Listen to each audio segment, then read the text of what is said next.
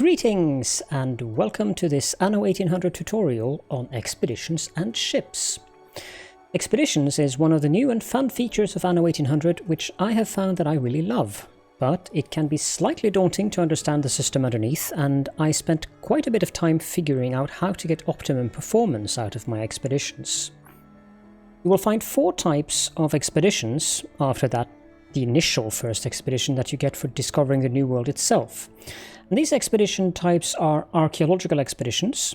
These will reward you with artifacts that you can exhibit in your museum. You will find zoological expeditions, like the ones I have here, which will reward animals for exhibitions in your zoo. Then you have rescue missions. These will reward specialists, and we'll come back to those in this guide. And finally, you have the pirate hunts, which will reward various items and rewards. So expeditions have 3 difficulty levels, rated in skulls on the expedition interface itself, as you can see here.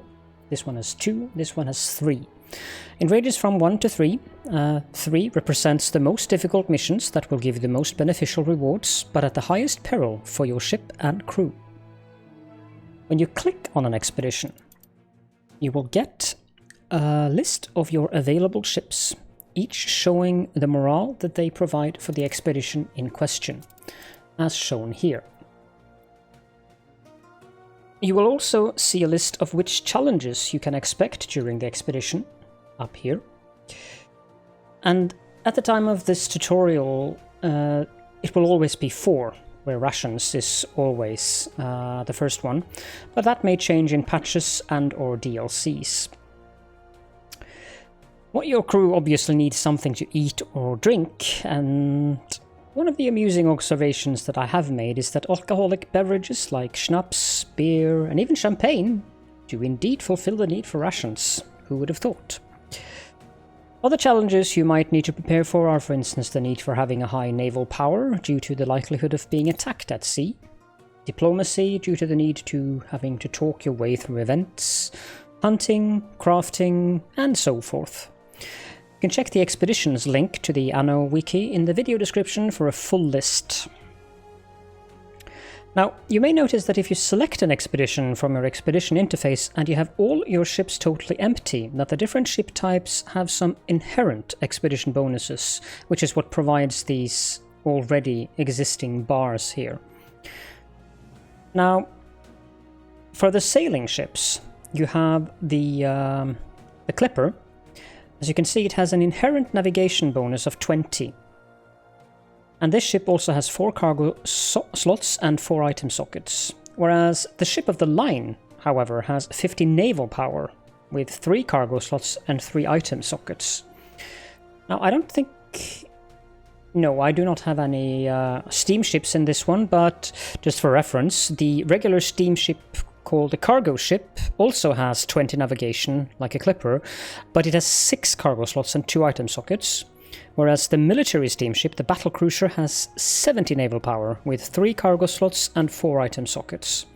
There are also an extensive list of special ships, of which the most obvious one is your flagship, which provides 50 navigation and 20 naval power with 3 cargo slots and 2 item sockets. And just as a few examples, there is the Extravaganza steamer, which is also a steam cargo ship, which provides 20 navigation, 6 cargo slots, like the cargo ship, but has an additional item socket, so 3 item sockets. And as a very specific example, you have the Royal Ship of the Line, which is exactly the same as a regular ship of the line, 50 naval power, 3 cargo slots, and 3 item sockets. You can check the ships link in the video description for more information about the various ships, and do note that you need to click each separate ship in the list to see the bonuses provided by the ship type in question.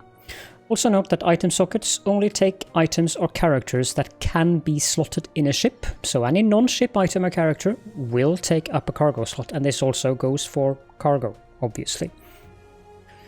Most of the special ships do not differ much from their original ship model in terms of expedition power, but some of them are definitely superior to their counterparts for either cargo transfer or military purposes, like the Royal Ship of the Line is very powerful militarily wise, Or you can also get the Perforian battlecruiser, which I have never seen, so I have no idea whether it is good or not, but based on the build costs for that thing, I expect it is pretty substantial. These special ships can be obtained in two different ways. You can either foster up good relations with the pirates, which means constantly maintaining a signed non-aggression deal with them, and furthermore bribing them, and of course attempting to compliment them, where you need to look carefully at the success chance. So we have Anno here. My current status with her is that I have 5 points with her. I am in a ceasefire. If I try to request a peace treaty, you will see that the chance of success is 0. But I can try to flatter her with a chance of success at medium-high. That's not good enough, I think. While in terms of success at near certain on an offer gift, that's perfect. So go ahead and do that. And +2. The other method is that each type of special ship has a specific character that can be equipped in a Harbour Master's office. This Harbour Master's office must be placed so that the influence zone of the office affects the shipyard or shipyards in question, which enables you to build as many of the special ships as you want, using the shipyard or shipyards inside of that influence zone. Now, these influence zones are demonstrated by this town hall. All of the houses that are lit up are influenced by this town hall. The same thing goes with the Harbour Master's office, so I think my shipyard is over here. The shipyard doesn't even have to be built on the beach, so I think it's up here. Sorry, the shipyard does need to be built on the beach. I mean the Harbour Master's office. I'm not sure if I have it yet. Oh yes, there it is. So you see, it has this blue zone of influence, and you may need to make sure that the shipyard or shipyards are inside of that blue circle. Now, morale is the most important factor in whether or not your expedition will succeed or not. As you can see, the current expedition I'm on has a morale of 100%, but it also has a star, which we will get back to. And do beware. Should your morale at any point of the expedition fall to 0 or below, your ship is lost at sea with everything on board. So, how do you fulfill the various challenges that you will encounter during the expeditions? First, there is the various trade goods in the game, where some of them provide some inherent bonuses. These can be found in here. For instance, schnapps, as shown, will provide you with +15 medicine. You can't see that here, but you can see it in the expedition interface. While it will also, as I mentioned earlier, fulfill the need for rations. Fur coats, on the other hand, will provide you with +20 hunting, and sewing machines will provide you with +30 crafting. And the list goes on. You can check the link for that in the video description below for a complete list, but do note that you need 50 of a trade good. That means 1 full cargo slot on the ship to get the bonus. But more importantly, characters, items and animals, particularly the epic and the legendary ones, provide some amazing bonuses to your expeditions. And these are the ones you should really be looking for. These are epic.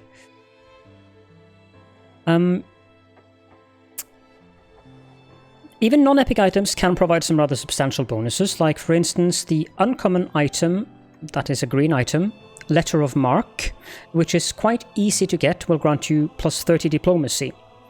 While the rare high-powered scope, that is a blue item, will grant you +15 hunting and +30 navigation.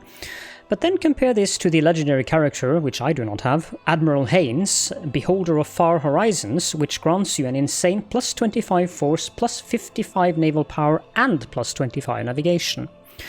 So any character that grants you multiple bonuses can be very valuable indeed for expeditions. This guy is 45 naval power, 20 navigation.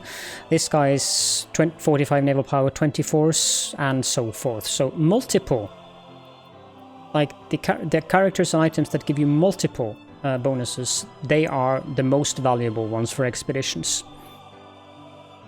Now, I have personally found that some challenges are much easier to find characters and items for than others.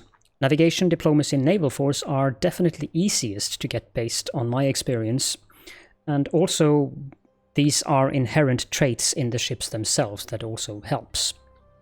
while medicine, and especially faith, on the other hand, have proved to be quite difficult to obtain good items and character for, so do pay close attention to good items or characters that do give those bonuses. So, how do you get these items, characters, animals, and artifacts that do increase your expedition morale chances? Well, at the beginning of the game, your best source are the independent traders on the map. Sir Archibald Blake, that is this guy. He will sell various items. As you can see, here's one that provides plus 40 crafting, here's one that provides 20 navigation, another one 20 navigation.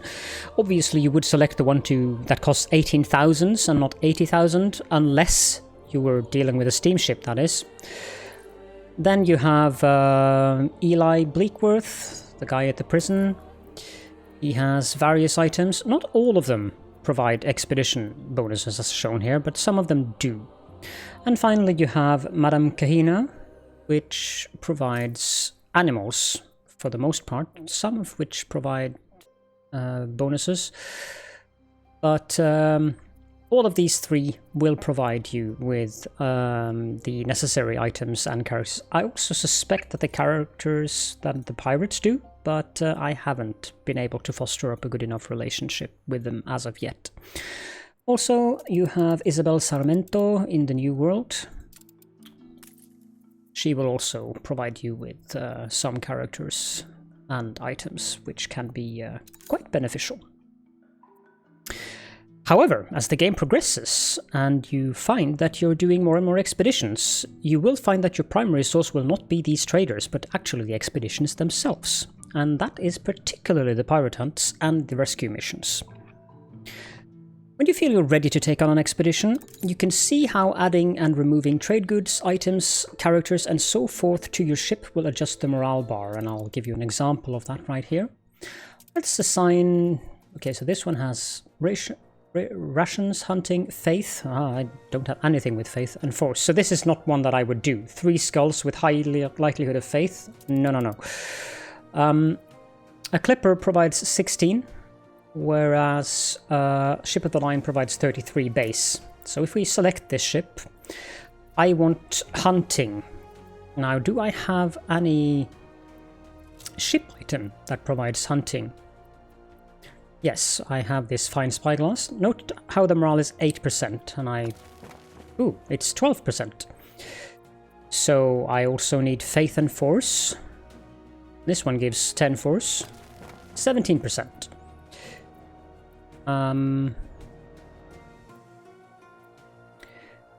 This one gives force, makes me a pirate ship as well, 22%.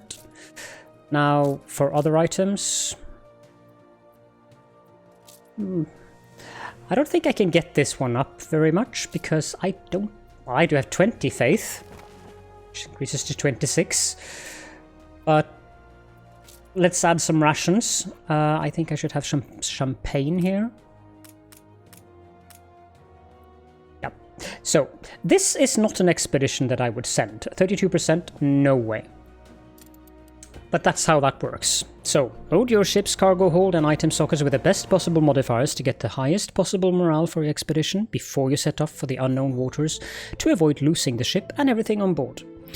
And unless you're feeling particularly brave, never leave out rations, as you'll get a steep penalty on each expedition event if you can't feed your crew with extra rations after the event. Keep in mind, though, that you can also recall an expedition after an event if the morale bar has gone too low and you feel that the risk is too high to continue. You won't get any rewards that way, but at least you won't lose the ship and everything on board. And finally, let me just show you here. This is an expedition event. A fistful of doubloons. So I have 2 choices here. I can... I'm not going to read this for the tutorial, but I can track the thieves down.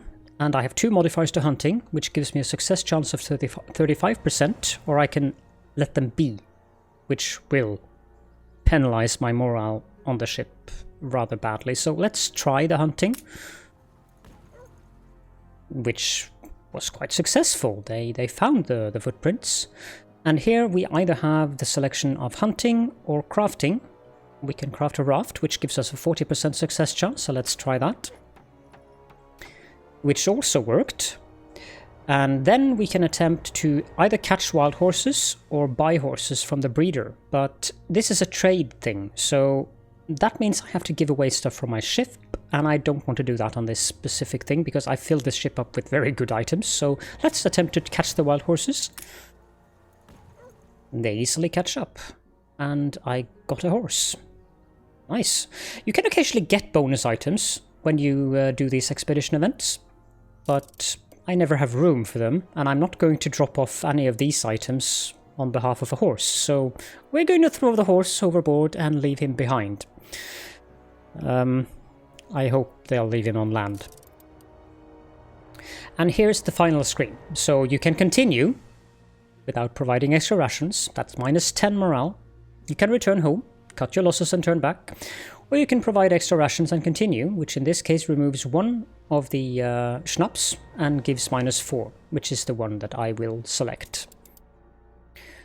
And now the expedition morale went down to 96%, which was the minus 4 that you saw as the modifier at the end there. And with that, we've reached the end of this tutorial. I hope I have provided you with a slightly better understanding of how to go about planning your expeditions well. I personally find that I like having a few ships dedicated for expedition purposes, just hanging around the harbour area while not out on an expedition. But the most important thing is for you to find out what works for you with your particular playstyle. So thank you all for joining me, and please leave any feedback and comments in the comment section below. Take care of yourselves, and I'll see you all next time.